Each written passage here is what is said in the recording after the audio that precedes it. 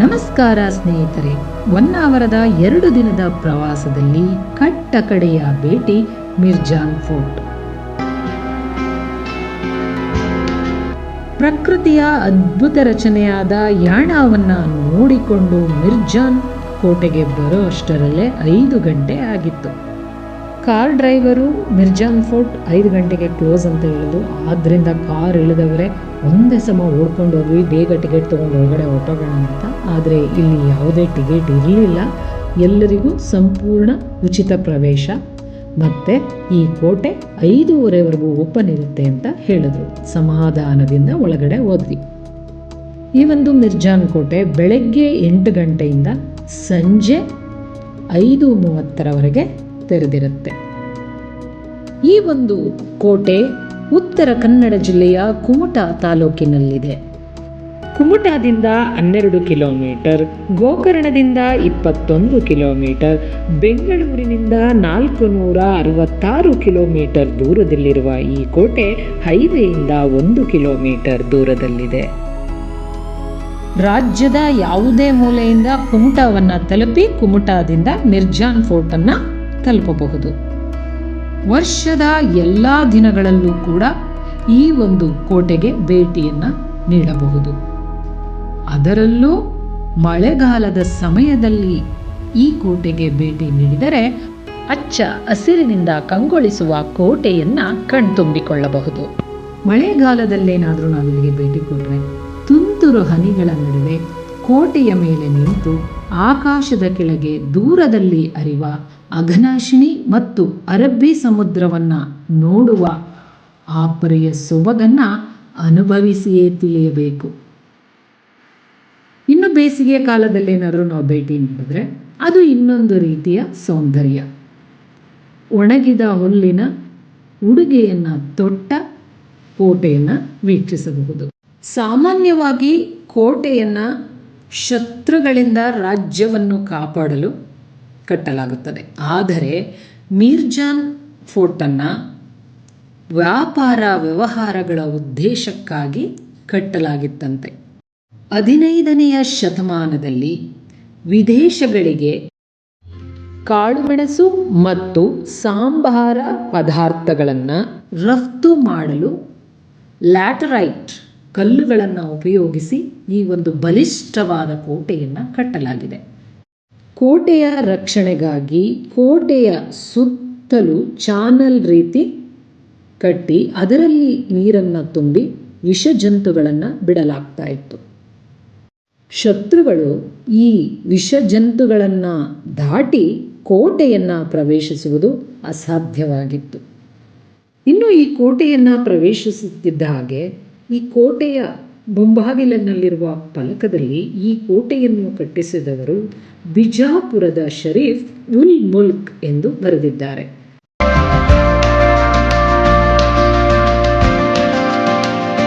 ಬಹುಮನಿ ಸುಲ್ತಾನರ ಸಾಮಂತ ಬಿಜಾಪುರದ ಶರೀಫ್ ಉಲ್ ಮುಲ್ಕ್ ಈ ಒಂದು ಕೋಟೆಯನ್ನು ತನ್ನ ರಾಣಿಯ ಮೇಲಿನ ಪ್ರೀತಿಗಾಗಿ ಕಟ್ಟಿದ ಪ್ರೇಮ ಸ್ಮಾರಕವಂತೆ.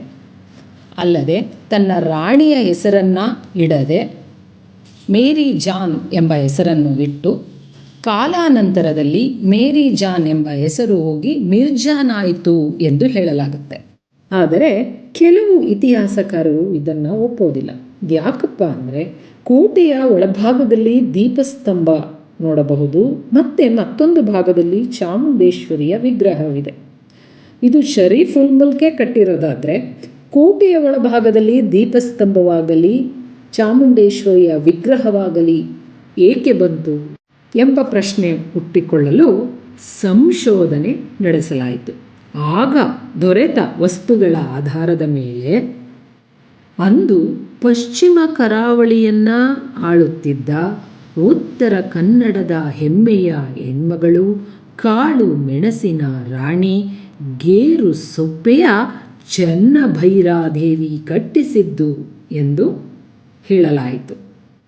11.8 ಎಕರೆ ಪ್ರದೇಶದಲ್ಲಿ ನಿರ್ಮಾಣವಾಗಿರುವ ವಿಶಾಲವಾದ ಈ ಕೋಟೆಗೆ 4 ಪ್ರವೇಶ ದ್ವಾರಗಳಿವೆ.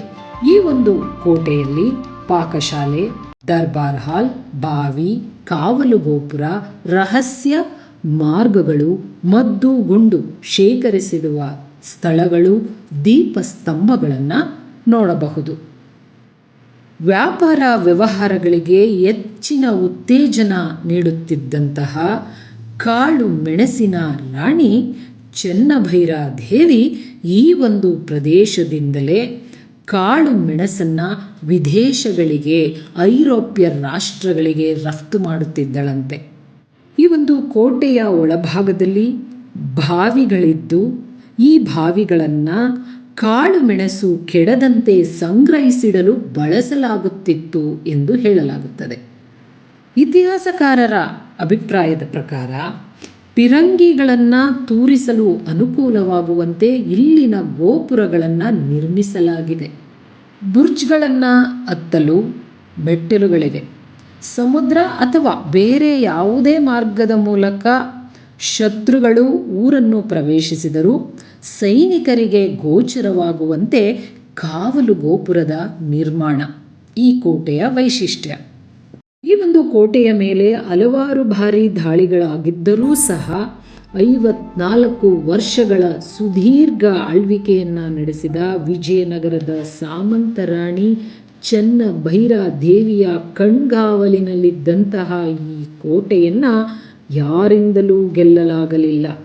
ಚೆನ್ನಭೈರಾದೇವಿ ಕಟ್ಟಿಸಿದ ಈ ಕೋಟೆಯನ್ನು ಮುಂದೆ ತಮ್ಮ ಆಳ್ವಿಕೆಗೆ ಒಳಪಟ್ಟಂತಹ ಸಮಯದಲ್ಲಿ ಬಿಜಾಪುರದ ಶರೀಫುಲ್ ಮುಲ್ಕ್ ಇದನ್ನು ಅಭಿವೃದ್ಧಿಪಡಿಸಿರಬಹುದು ಎಂದು ಹೇಳಲಾಗುತ್ತದೆ. ಯಾಕಂದರೆ ಯಾವುದೇ ಕೋಟೆ ಆಗಲಿ ಒಂದೇ ರಾಜಮನೆತನದವರ ಬಳಿ ಇರೋದಿಲ್ಲ.